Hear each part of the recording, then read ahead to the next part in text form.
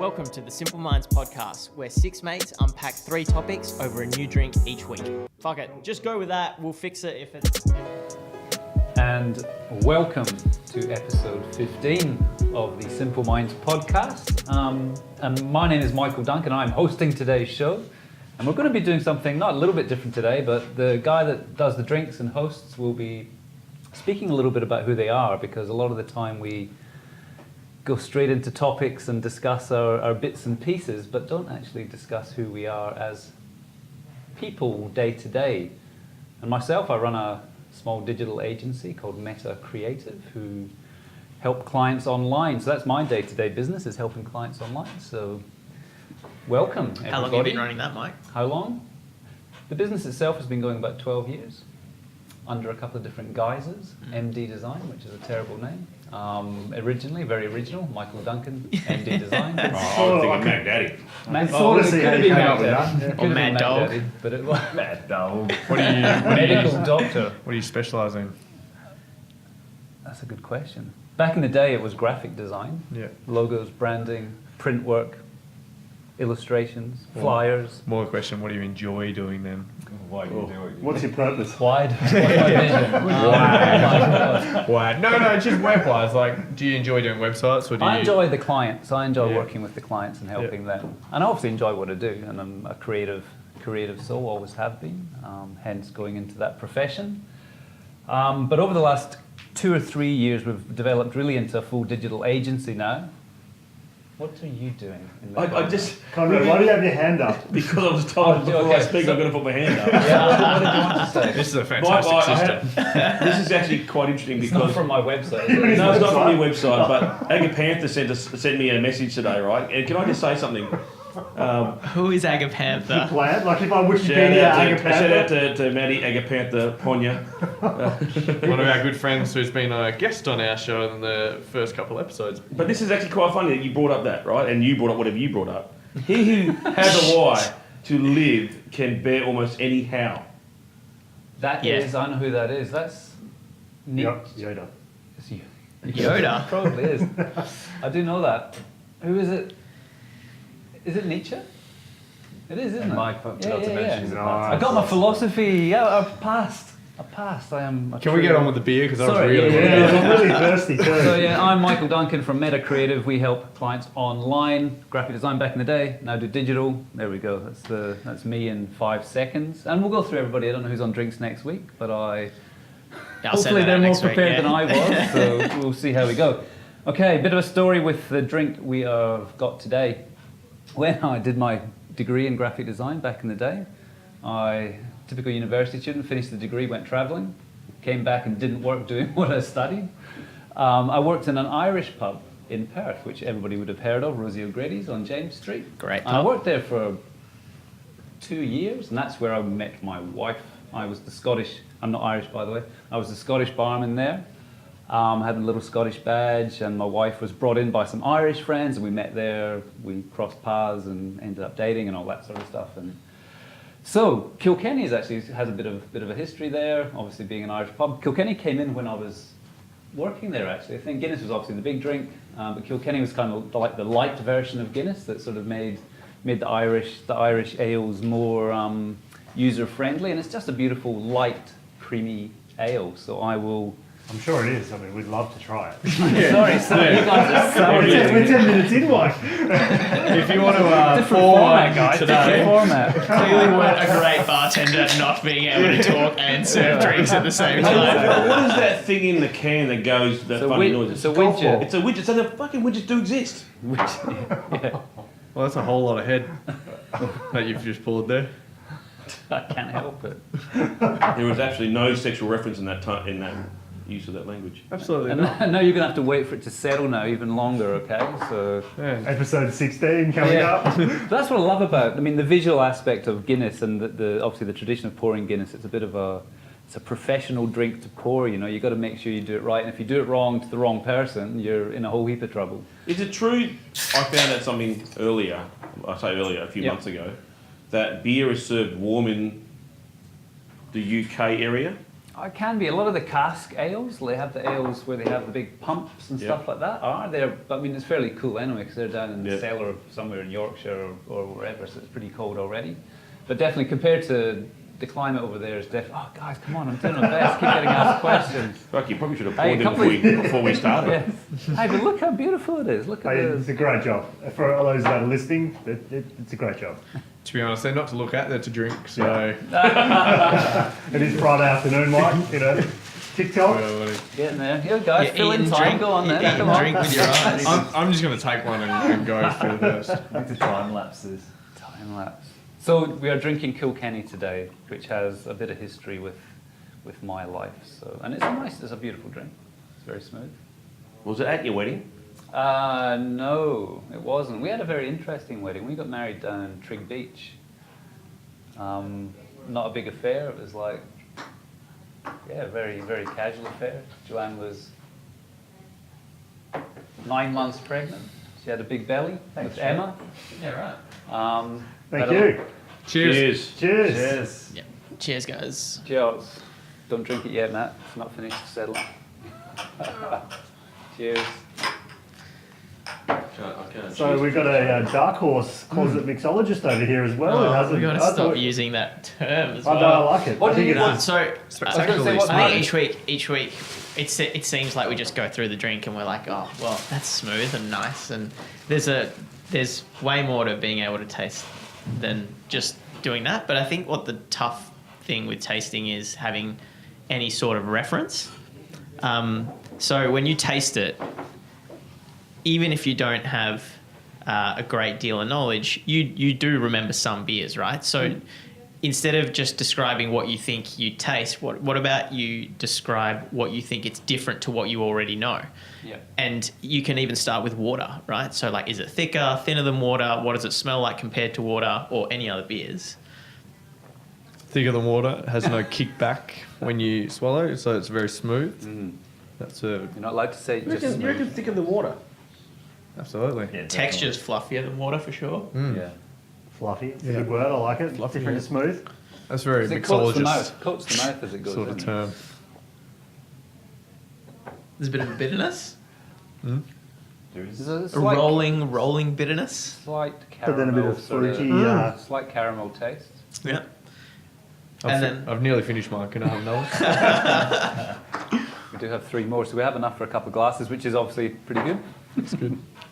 So Start pouring them now. I'm ready for episode 16. New format, new drink, alright?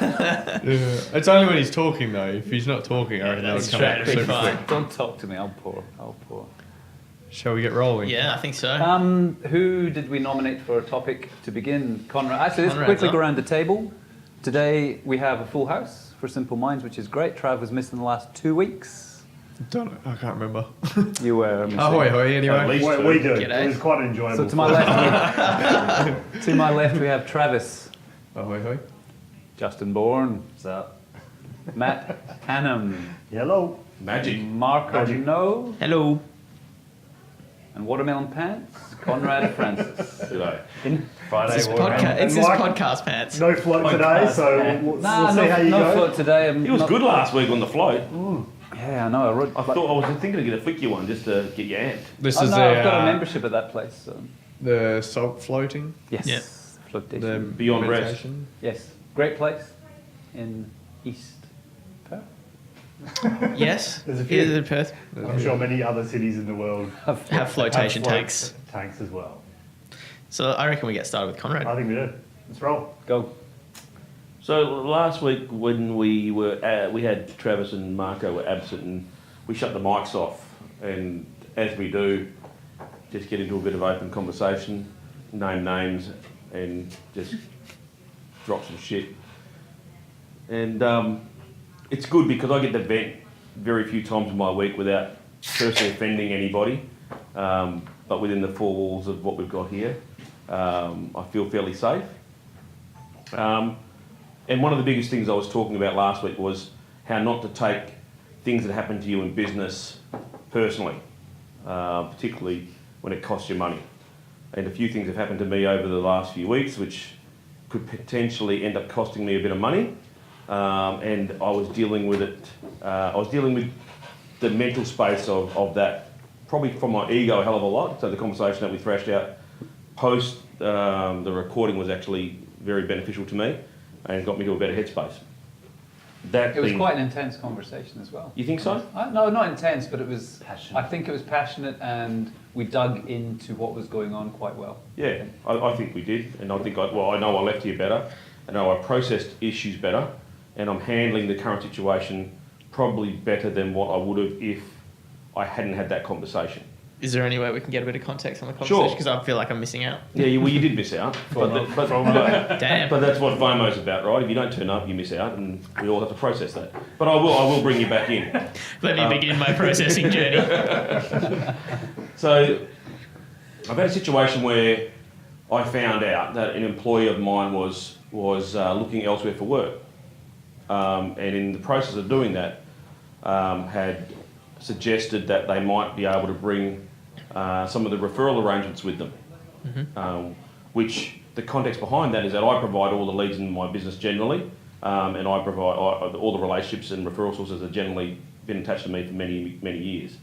To have the inference that that's what they were going to do, it really knocked me around personally, because I'd invested in this person, and I invest in all my people. That's how I see my staff, my team, is that I invest in them for the journey they're going on with us. And contextually, in his situation, I see him having a limited number of years to achieve something. And so I said, okay, we'll take this on and we'll help him achieve something. In the meantime, we'll share in the success. So to hear that was pretty tough to hear. And that's about 12 to 18 months worth of costs that you wear to get someone to a point where they're not happy to then go and do that to you. So that's the context of how I felt hard done by. So I want to put you guys in a space where I reflect a lot, okay, and Facebook helps me, Travis, as it helps you with certain things in your life, like remembering mates' weddings or wedding anniversaries.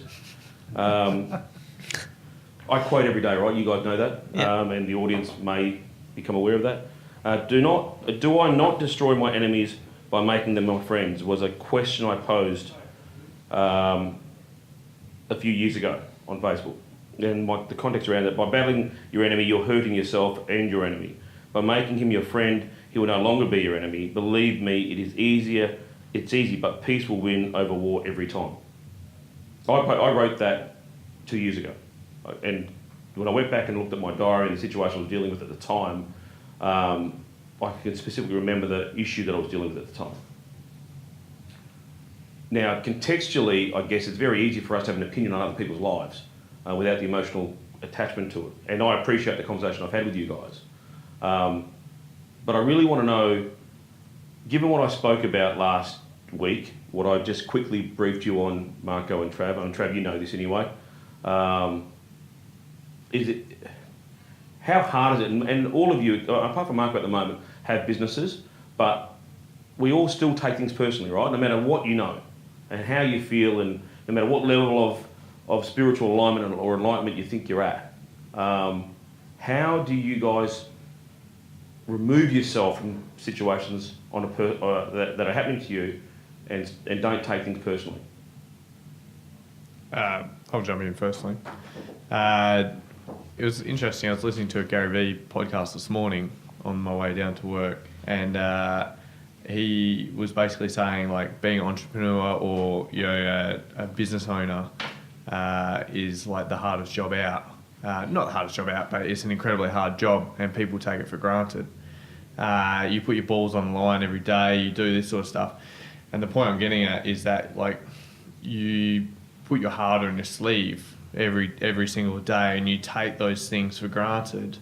You don't take it.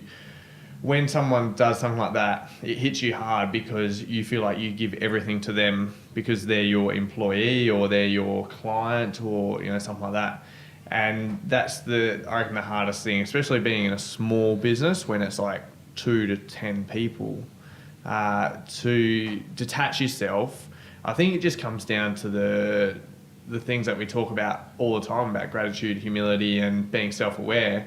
The ability to allow things to affect you is up to you. And I know Marco's a big one on this one.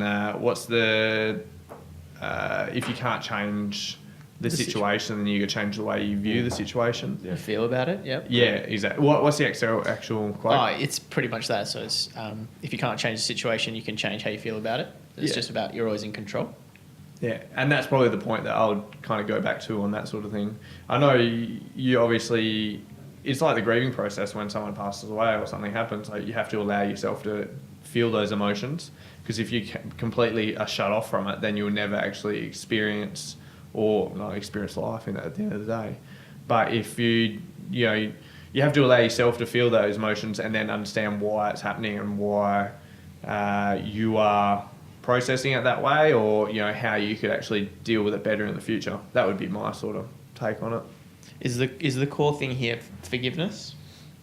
I think we got to that point last week, right? Is to forgive, and I think that's human beings at their highest is have the capability to forgive, right? I get that, and for me to move on, you can forgive, but do you have to forget? Well, the other sort of element to it, I think, which comes before the forgiveness, is the expectation.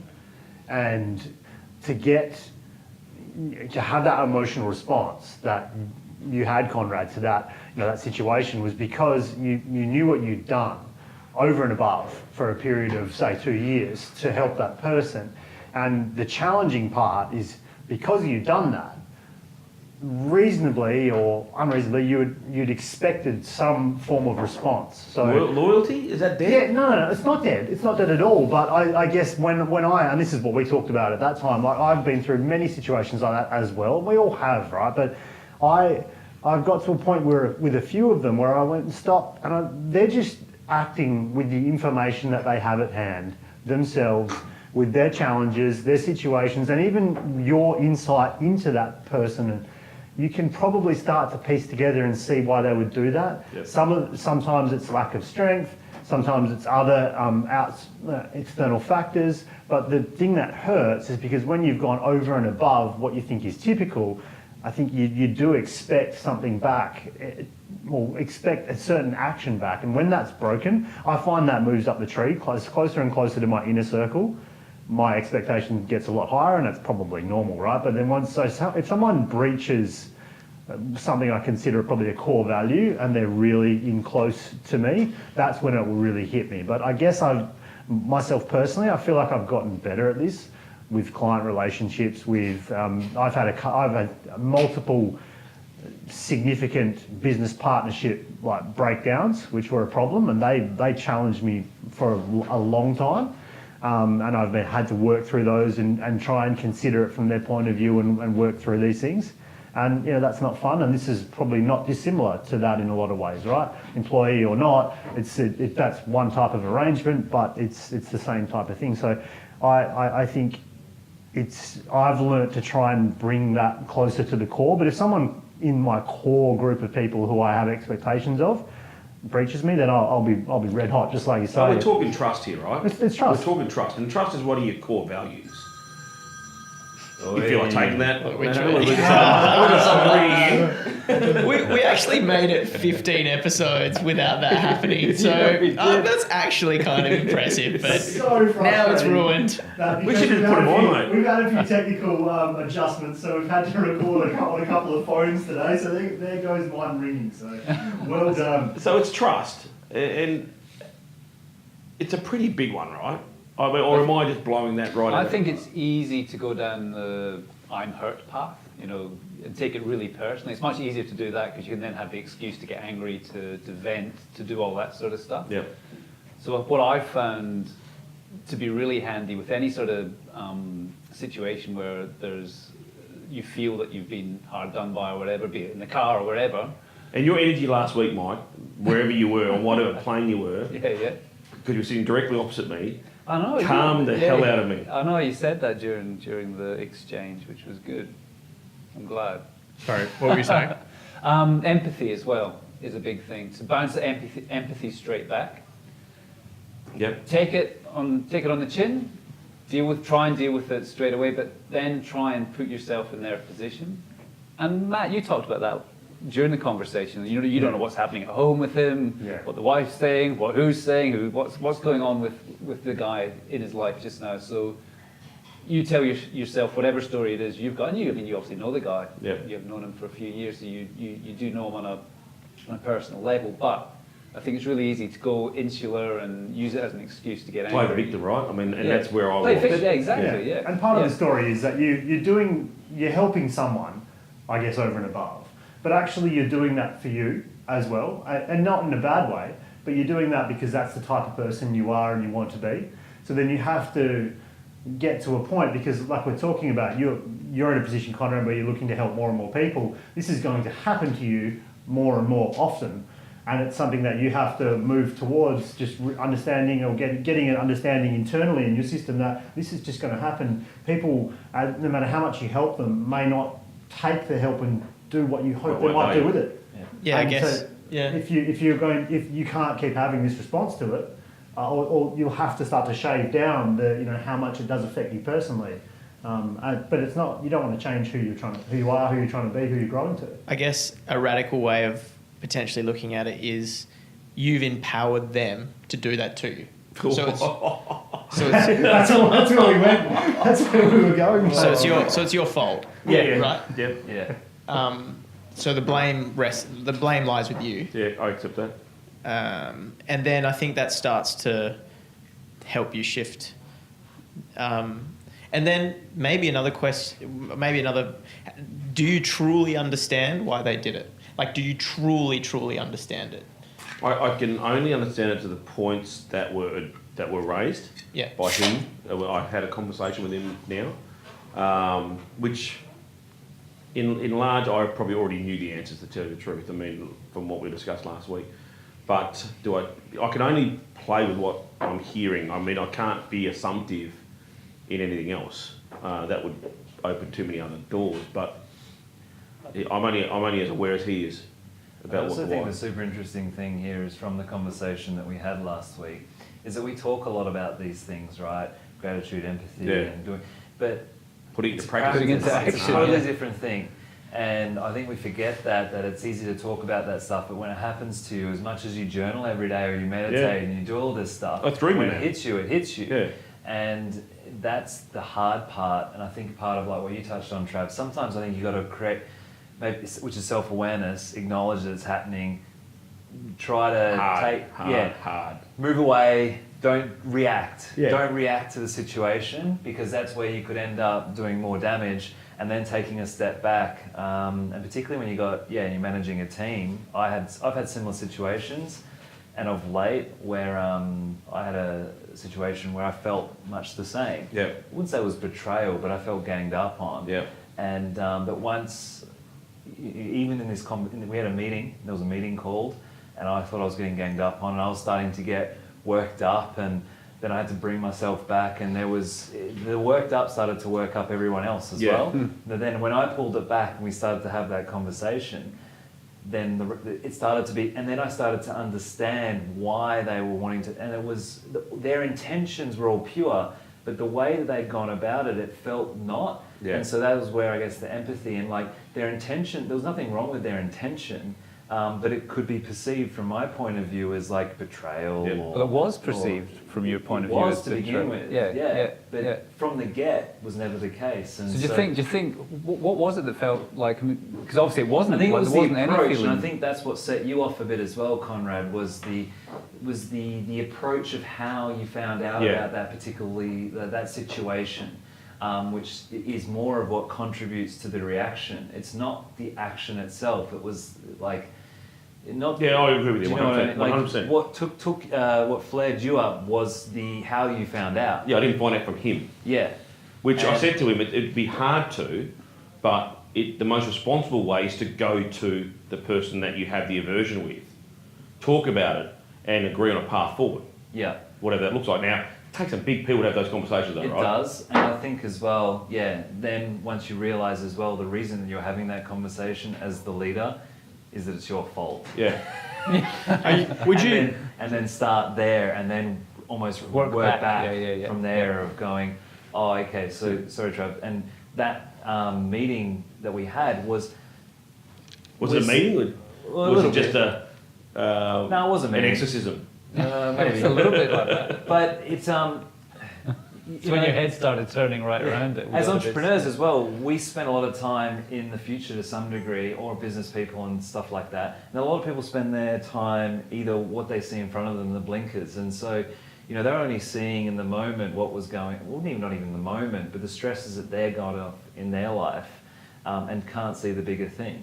And so again, communication coming back to it's my fault, and then going into the space of how can I learn from this? How can I be different?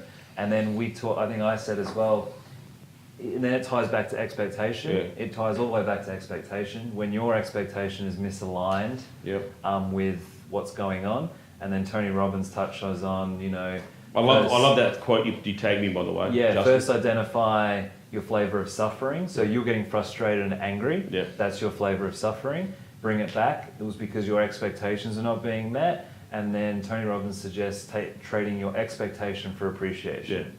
Yeah. And then I've used that for a couple of weeks now. Well, since you tagged me in, then I have used it. And Was that's that been was really that the powerful. quote that you just read? Yeah. Yep. Cool. Trade expectation for appreciation. Yep.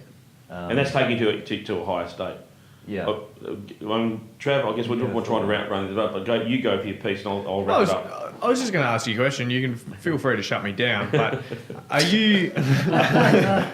Do you need to give him that? Are you subconsciously asking yourself for permission or around you a validation to allow yourself to hurt and be angry? Or is it just a thing that because we speak about being empathetic and appreciate and all those sort of quality traits that we talk about so much.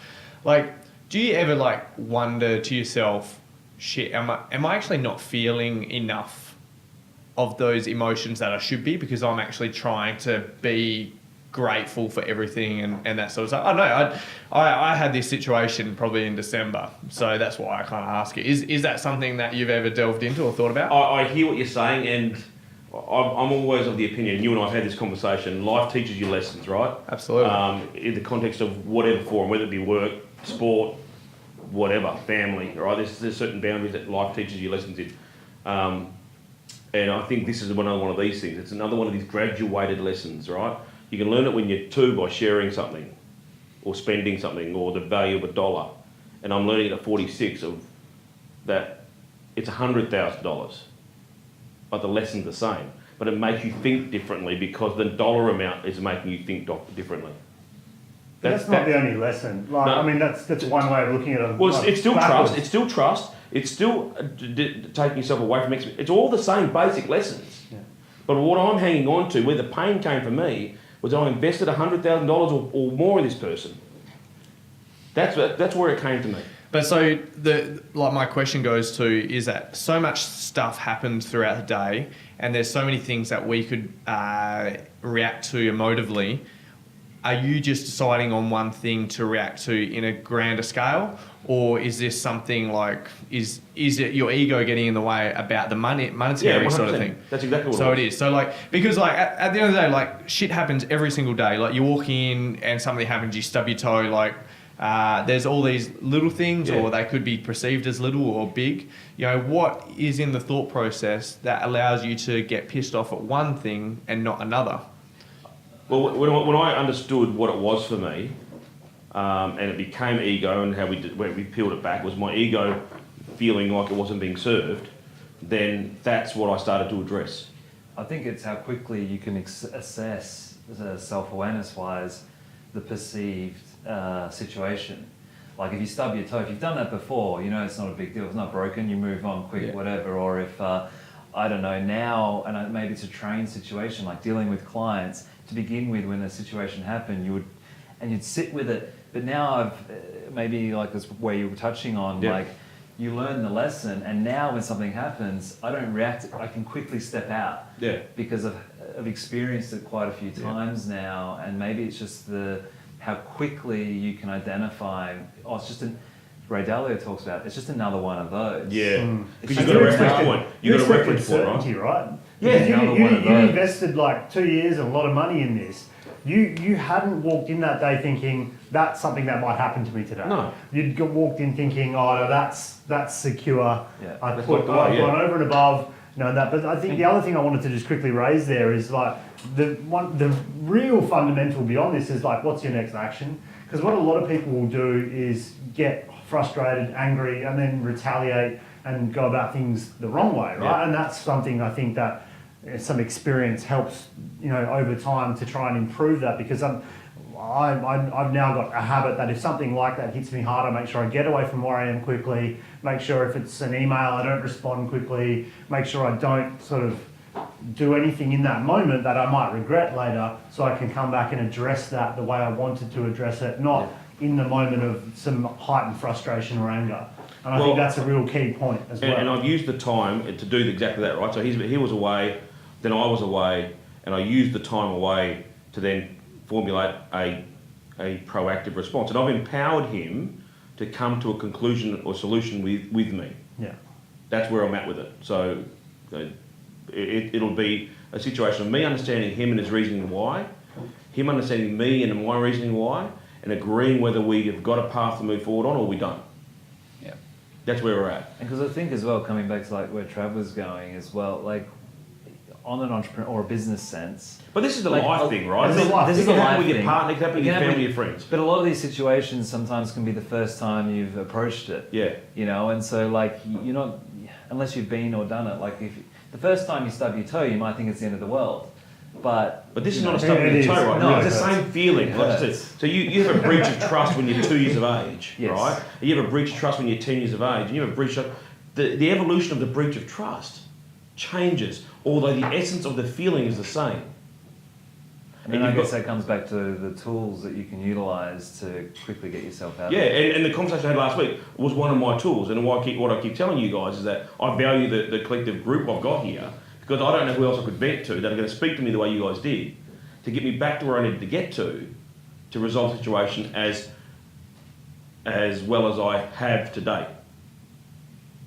And like I said, I don't know anyone I could have done that with.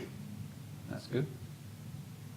Massive share. It did bring me back to a book to the end, and I just want to bring this back because it's a really important book to me.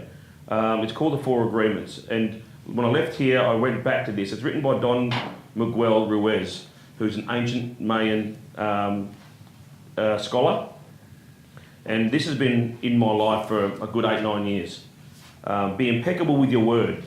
So these are the four agreements. Agreement 1, be impeccable with your word. Speak only with integrity. Say only what you mean. Avoid using the word to speak against yourself or to gossip about others. Use the power of the word in the direction of truth and love. Agreement 2, don't take anything personally. Nothing others do is because of you. What others say and do is a projection of their own reality, their own dream. When you're immune to the opinions and actions of others, you won't be the victim of needless suffering. Agreement 3, don't make assumptions. Find the courage to ask questions and to express what you really want. Communicate with others as clearly as you can to avoid misunderstandings, sadness and drama. With just this one agreement, you can completely transform your life. And agreement number 4, always do your best. Your best is going to change from moment to moment. It will be different when you're healthy as opposed to sick. Under any circumstance, simply do your best and you will avoid self-judgment, self-abuse and regret. I applied all 4 of those. Well, we touched on agreement too, which was interesting. Of like you're giving it way too much energy than what Yeah. the situation deserved, and then you were becoming more worked up over something that you had no control over to some degree as well. Like change how you approach it. Like you were going down a self-defeating path for nothing. It's all with But the other the conversation we situation. had, the re-referencing of this book and the path forward that I've taken was very different to if he was around the week I was dealing with it, and if I hadn't had that conversation and re-referenced this book. Awesome. Good work, guys. Cheers, appreciate it. I think he might appreciate it. I would guess so. I'm on. A different Conrad. Yeah, I'm on second today, Very good. and I'm a little bit nervous about my content today I like that. because Nervous is good. it's a question, and I don't have the answer for me. So I'd be really keen to hear if anyone else has the answer for themselves. And it's a question that I probably come back to on a weekly basis or at least fortnightly. And it's the second question that has sat with me like this in my life. The first one was trying to answer, what do I lose track of time doing? Truly. I've now been able to answer that. Therefore, my actions are now pursuing that. But this is a second question that I'm continually thinking about, journaling about. What important truth do very few people agree with you on? Oh, Sorry, say that again. do you sit with this? What? So- So weekly or daily? It'd be it at least comes up weekly. So Okay. a couple of days a week. You haven't. And I don't got have the yet. answer. And I know the answer will come at some point because I also remember the same feeling when I used to ask myself, what do I lose track of time doing? Yeah. Because at that point, my journey was, what do I want to do with the rest of my life? And so Trav, you've picked it up again. So do you want to read out the question again? What important truth do very few people agree with you on? And so where I picked up on this question was a Tim Ferriss interview with Peter Thiel, and Peter Thiel is a entrepreneur. He was one of the founders of PayPal, and early investor in Facebook, and one of the co-founders of a company called Palantir. Really, really interesting guy to listen to talk. But that question is a thorn in my mind. Can it be resolved? I'm going around a circle. Yeah. Truth, Well, what's truth? well, number one, sort of, whose truth? the way that I look at the question, at least, is what is one thing that really guides me, or that I really believe in, that other people would actually disagree with me on, or be like, "Oh, that's a bit sketchy." Okay, well, with the fact that you put it like that, I'm straight to know where I know where I'm. Well, so that's where I go with it. If you guys struggle with it in a different way, that's interesting as well. Rephrase that again. So, what core belief do I have that other people may completely disagree with me on, but it guides the way that I act and When you behave? say, just to try and wrap this up, we're in an interesting room, I think, at the moment, which might not be the full cross section of who we typically interact with in our life in terms of belief systems and otherwise, right? So, would you where are you at with that? You're saying everyone that you come across, in working life, just personal life, just generally, what it is for you? What belief do you have that you just feel others don't grasp the same belief as strongly that you have it at your core? And it's Yeah, obviously I a think belief so. that you talk to people about. You have to be telling people about this belief or showing. Oh, look, not necessarily, right? So, I'm trying to come up with an example where someone may believe in something that's completely. Do you want to help me out, Trav? The Earth The is Earth flat. Yeah, exactly, right? So that We know may these be. guys are cooking nuts. Yeah. But see, that's the thing, right? They truly believe that, and so what I think this question is because again, I've said this before: ask better questions, you'll get better answers, and going down the kind of self-awareness route. I think this is a very skewy question to find out who you are, right?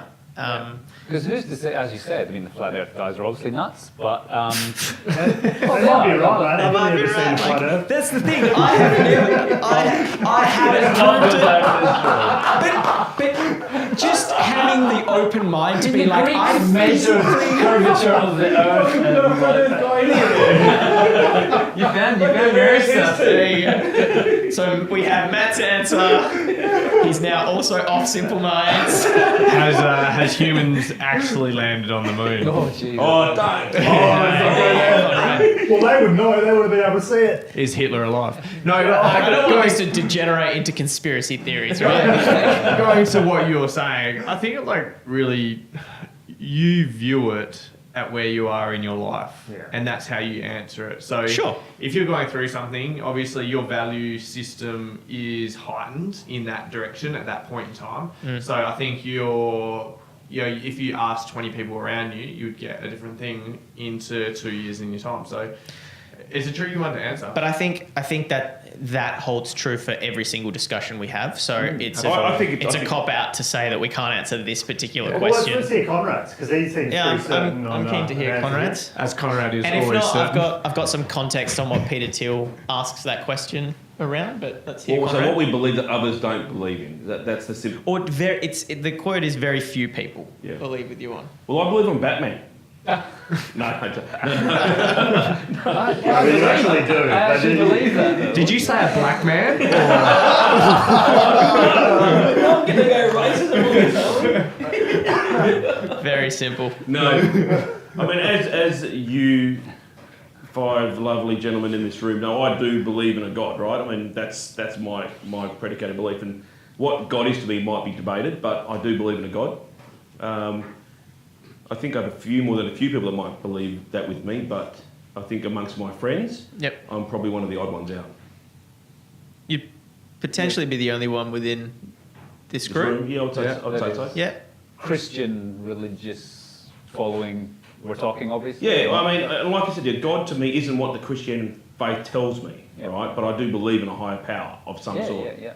I believe that. I'm in that too. group. I mean, I was baptised only 4 or 5 years ago into the Catholic you're Church. on my team? My kids are in the Catholic school at this point. I'm on your team, and I almost want to hug you right now, man. I felt I was on an island right no. now. Well, my story is a little interesting, and my mind and the reason why getting baptised later in life was around family and for my kids, and for me to be able to do that, I was very much against that for a long period of time until I reframed my thought around what God and what that might be and how I perceive these religious texts. And I could probably go into that for an hour, but my decision making and my thought patterns around all that changed, and I certainly believe in a higher power of some sort, and obviously we know what we're made of from a scientific perspective, so it's a matter of figuring out what all that means. So I'm on your team in that respect. Cool, man. Fist bump. Fist pump. Was it for school education purposes that I did it before that. School, or? I did it before that. I don't believe in. And I needed a I'd say location. more spiritual. Yeah, spiritual. I believe Definitely, there's got to be there's an energy, but I've never believed in God per se. Well, like I said, to me it's a higher power. I mean, call it God, call it what you want. Yeah, but I do believe in a higher I power. believe there's energetically, I guess, more spiritual. Have we got another team member? Justin, I'm with Have you we on got another that. team member? I thought it was an island. It's almost there. I've got a couple. I believe in energy. Yeah. I don't believe there's like That's why I did it. a dude with a big white beard sitting up in the clouds. That's Santa, dude. Yeah, That's Santa. but You ain't like, getting any music this time. but definitely energy and the way energy flows and that sort of stuff. I'm a big believer in all that sort of. I think what we'll find is there will probably be a common truths within the room that majority of the people wouldn't agree with. To go back to the question. Yeah. If it's a dogmatic religion. No, I don't believe in a dogma of Christian faith. Yeah. I don't believe in that. Yeah. I do participate in Sunday Mass, Yep. but more from the opportunity to listen to the sacred text. Correct. Same. That's very much why I'm there as well, and for my children to be able to participate in that storytelling and other things that go on. Some of the other habits and things that can be formed from being in that location and around those people and communities, and that's why we're there as well. So similar. And business networking, obviously. No, I haven't either. Just like Duncan. Oops, I dropped my business cards on the floor. No, there's like in the pass around collection plate. It's just like your business cards are on the edge. 10% off. Discount coupon. Christian blog.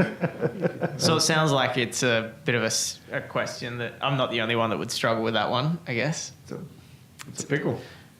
Pickle. Anyone? Big question. It is a question you haven't been able to answer. Well, no, I mean, even just trying to break it down with you guys, because I've been thinking about it a lot. I think It's a looping question. I think it will send you in circles. too many people get It's a into good question. like we get into arguments about beliefs and whatever without really fucking having a clue about the background of what we're talking about, really. A lot of people don't educate themselves enough to be able to even have a conversation The majority of the about a belief. But I think as well, part of the question comes back, like, what's your truth that you believe that no one else is, regardless of what others. exactly. Like, what's Yeah, your truth? Like, but then do you being able to believe God 100% no matter what, yeah. and you can't be swayed. To me, that's how more the question is framed, right? What's that truth that you believe, whether it's right or wrong, is not what the question is about. I mean, but right or wrong is then your perspective, right? So you would think it's right. The context that Peter asks that question with, or Peter about Thiel, his- Peter Thiel, is your answer to that is where you should start your business. So Your answer to that is where you should start. where you should run and start your business. So I should start a church.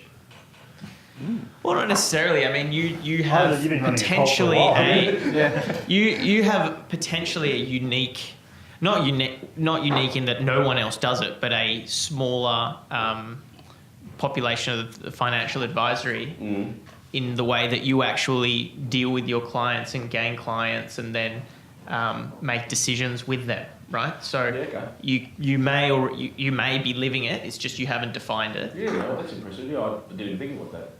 So, But are you really unique? Like, think about it. We're such a No, but pinprick it says a in- few, right? Only a few people would think and believe, and I think that's a good point. Like, I think so. It's not like fully unique, and that's where I went initially. I was like, well, I think as a room, we spend a lot of time together. I think we think along certain lines, so we wouldn't necessarily disagree with each other's thought process. But like, completely unique is different. And I guess if you look at all of our businesses, to the extent that I know, none of us quite do it in the conventional way of the industry. And, or at least when we are, we're planning and striving to do things a little bit different. I think that's part of that, is taking a bit of a stance that your truth is that you see things a little bit different and there's a better way to do things and to strive to grow and change and be a catalyst to make an adjustment onto what that consensus is. And I think really that's where Peter's coming from. Like, if you can see something that you should be done differently, go and attack that. Absolutely. You won't be the only one that will see it that way over time. Peter Thiel, mate. I know, Peter. Peter's actually a pretty common name. If you read text, you've probably seen it in there. but I agree.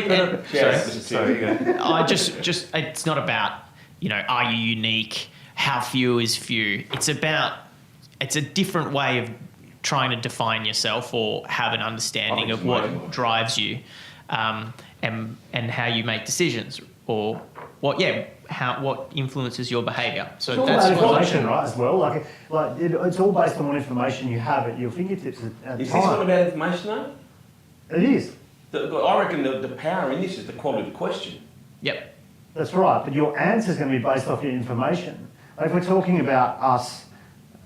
Not necessarily. Why the information? Well, no, the information that you have, what your experience, your your process, experience. Okay, but you know what I mean? Like, Based so on your it's based experiences. off you. Like, that's what makes it individual. I mean, in this context, information is life experience, I guess. Yeah, right? that's what I mean. Like, fair so enough. you might have okay. seen things I've got differently, all so that's why you believe things can change. right? Or exposure. Or measuring Business- information now. On a How many business megabytes sense- have you got, bro? Yeah. On a business sense, I think I wouldn't say it's an easier question to answer, but it would be the reason of why you break away from that company you're working for and start your own thing.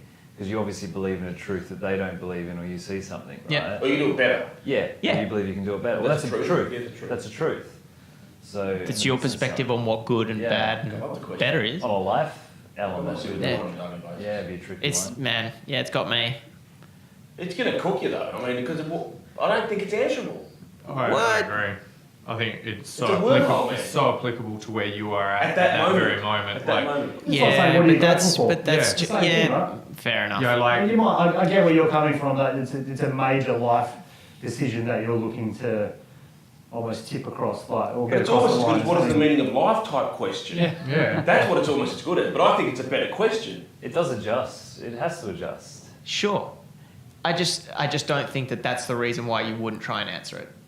I reckon you. Do you need I to feel your answer mind, bro. I feel your mind because that is a wormhole. Do you think it's something you need to answer? Or It's is it just something you that- just need to have be I don't aware know. of Like, and I've noticed that there have been questions that have stuck with me. This is the second one. Like I said, the first one led me to some I think- great I decisions think it's and variable, understanding this though. about myself. Like if someone's got a business, there's a truth, like argument's sake, let's go, because you shared with, you've got a team, Conrad, as well. There are people who want to work with you because they believe in a truth that you believe in. So that's almost a leadership element too, right?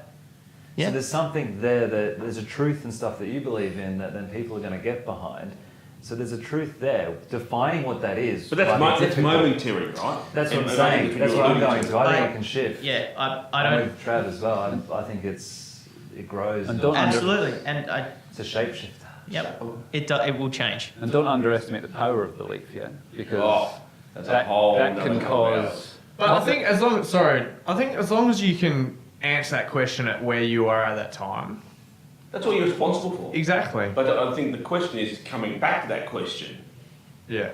Yeah, it will change. And it's like going back to Conrad's thing, allowing yourself to process emotions. Yeah. It's allowing yourself to understand and have self-awareness of where you are to answer that question at that point in time. Yeah. And then in 6 months to do the same sort of thing. I mean, with your Christianity, with your religious views, how has the belief system changed for you over, say, 20 years? Oh, it's massive differences. Because you've gone Massive through differences. like more spiritual guidance rather than Christian sort of. Yeah, I use a plethora of spiritual tools now. I mean, I participate in mass for the sacred text. You use it for what you need to. Yeah, 100% from it. Yeah, exactly right. And the basis that and I took my daughter to church, and I don't believe she goes at the moment. I know my brother doesn't go, but he grew up in a household that did it. It has a different meaning to everybody. Okay, cut whatever shape you want from the cloth. But I still believe everything has an opportunity for you to tailor for you. And that's what I was saying about learning stuff. I mean, learn about Islam, about Buddha, about all these sort of things. Amazing. Yeah, It's amazing. Yeah. It is amazing literature. Yep. At its essence, it's amazing literature because some person has taken the time to explain a lot of things. And question your own belief, I think, is a powerful Has to be thing. done. Like, you have to question it all the time. Has to be done. Like, don't just take things. Verbatim and become complacent. No. Yeah. Yeah, complacency actually, that's good. Like, you're super curious on this question on a self-awareness level, like to try to understand yourself more. Why is this so adamant to try and answer it? What's that? Because I can't, I guess. can't? Yeah, just can't. And I thought how Peter had used it to guide his business and career was interesting. And I flat out just couldn't answer the question. And it's not something that I will be, I don't know, I won't celebrate when I answer. I'll just kind of be like, cool. And then another question will come along that'll sit with me for a while. But I don't see the answer to this question as changing anything other than one step closer to understanding myself a little better at that point in time. Yeah, so you're more curious from a self-discovery point of view. I told you guys that after reading those Bruce Lee letters to himself, that's the rabbit hole I'm going down. So. Yeah, fuck, good luck, mate. Tyro rope regulations. They don't get you out. You might end up in China. Not that there's anything wrong with China, by the way. It's just a long way away from Australia. Thanks, I Trav. think that's the point. I really appreciate you asking that question, though, man. No, I'm happy that it was useful to. We can compare notes next brekkie. I reckon I'm going to have a toilet roll full. Okay. Happy days. So how's everyone enjoying the drink? It took me back to a memory of enjoying Killkenny, probably at Rodeo Grade. Maybe you even poured it for me, I don't know. You may have had hair back then. I agree, it's possible. I did. Honestly, I'm just getting my second one now because it took so long for him to pour it. Yes. But I appreciate the story. It's a lovely drink It is. on a warmish autumn. What day is it? It is autumn. Is it autumn? I think we're officially now. Fall? Yeah, Still but it's feels like bloody summer. hot, yeah. I feel like it's more of a winter beer though. So. It is, yes. But I was going to go Guinness, but I thought let's bring it back a bit. Let's at least probably more autumny than It's a Diet Guinness. a diet Guinness. Well done. I've really enjoyed it. Guinness I and probably haven't had training one wheels, for yeah. a year or two, and I've really enjoyed it. Oh, good. Yeah, it's good. Glad. Very nice. It's a wrap, I guess. Yeah, 2 questions today. Yeah, that's all planned. Which is good. So let's wrap this one up and say a quick goodbye, everybody. Until next week. Until next week.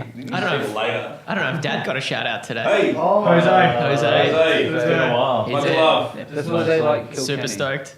Sorry? Have you ever seen your dad have a Killkenny? No, but Make sure you he does enjoy love one a. of them, so- Yeah, I shall. I will do that. Maybe we'll listen to the podcast while we have the beer as well. And then he can tell you, oh, you're the best Yeah, the market. best market. Oh, you're the I need best my, market. my weekly fix of being Up told there, I'm up the best. All right, All right. well, See you catch guys you later. later. Sean, bye. Bye.